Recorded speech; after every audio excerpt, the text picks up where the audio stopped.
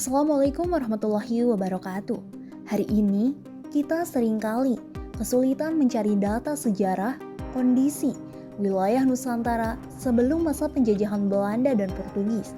Bagaimana kondisi ketika sebelum Portugis dan Belanda hadir di Nusantara dalam catatan sejarah nasional? Kerap kali yang kita temukan selalu identik dengan keterbelakangan dan juga primitif.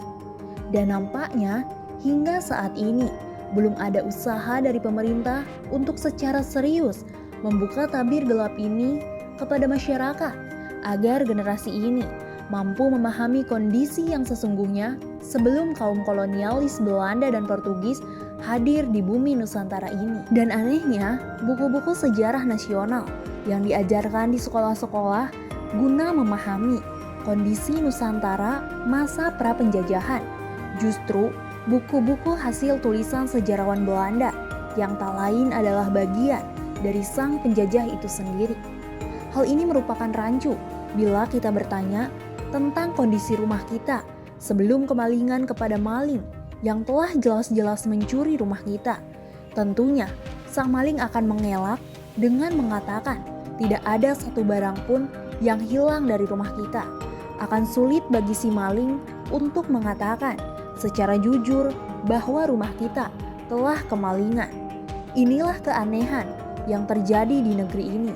Maling yang jelas-jelas telah mengambil semua perabot rumah kita, tetapi justru sang maling itu sendiri yang kita posisikan sebagai saksi sejarah. Tentunya sang maling akan berdalih dengan berbagai argumen yang meringankan agar tidak terjerat pasal sebagai maling. Bukan salah Belanda bila akhirnya mereka telah menipu kita, tetapi justru kita yang salah karena kita telah menempatkan mereka sebagai saksi ahli dalam hal ini. Karena dengan mengambil rujukan dari data sejarah yang berasal dari Belanda tanpa ada compare dari data non-Belanda, maka sama halnya kita telah memberikan ruang kepada penjajah agar mereka menipu kita. Maka tak heran bila akhirnya Belanda menggambarkan kondisi wilayah Nusantara dengan kondisi primitif dan keterbelakangan. Dan pada kenyataannya, mereka juga memiliki agenda untuk mengaburkan sejarah agar kita kehilangan identitas diri kita sendiri. Ibaratnya, maling yang telah menggasak perabot rumah kita, lalu kita mendudukan maling itu sebagai saksi yang kredibel, maka bisa ditebak keputusannya. Ternyata barang kita tidak ada yang hilang, tetapi kita memang tidak memiliki barang apapun sejak awalnya. Alias rumah itu kosong sejak awalnya sebelum para maling itu mendiami rumah kita, kata sang maling. Pertanyaannya, apakah memang demikian kondisinya? Apakah memang rumah kita itu kosong tanpa perabot sejak awalnya?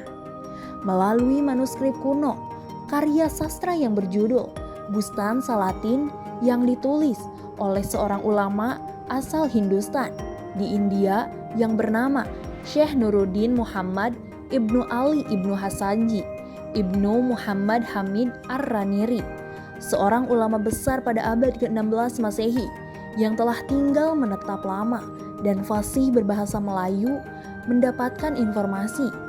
Banyak begitu informasinya tentang Nusantara, tepatnya di wilayah Aceh. Mengingat Aceh merupakan wilayah 0 km pintu gerbang utama memasuki wilayah Nusantara dan Asia pada umumnya masa itu. Kitab Bustan Salatin bukan satu-satunya manuskrip kuno asal Aceh yang mampu menguak misteri ini. Masih banyak, bahkan berjumlah ribuan manuskrip kuno Aceh yang bisa menguak tentang tingginya peradaban Nusantara pada masa lalu. Tetapi melalui kitab Bustan Salatin, kita disuguhi informasi tentang tingginya peradaban masyarakat di Kesultanan Islam Aceh Darussalam yang telah masyhur jauh sebelum Belanda dan Portugis hadir di Nusantara.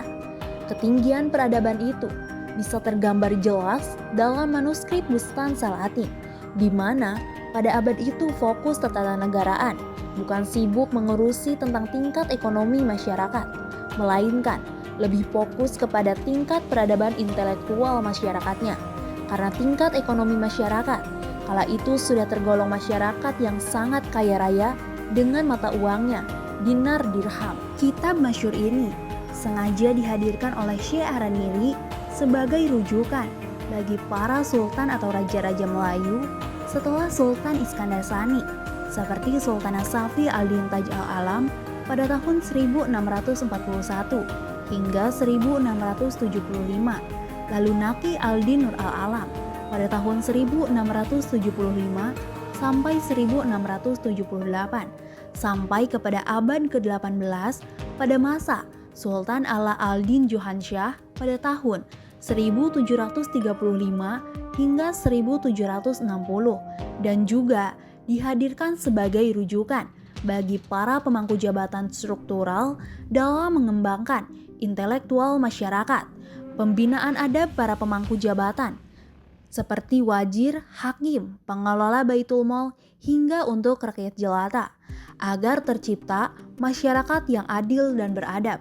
Tergambar jelas dalam kitab ini tentang peranan ulama pada era ini sangat penting sebagai penjaga persatuan umat dan semangat patriot. Dalam naskah Bustan Salatin juga diuraikan tentang kemegahan kerajaan Aceh yang dibangun dengan mengambil inspirasi dari keindahan taman-taman surga seperti yang tertulis dalam kitab suci Al-Quran. Taman Darussalam, Syahdan di darat balai keemasan yang memiliki balai ceremen atau aula kaca di istananya yang megah.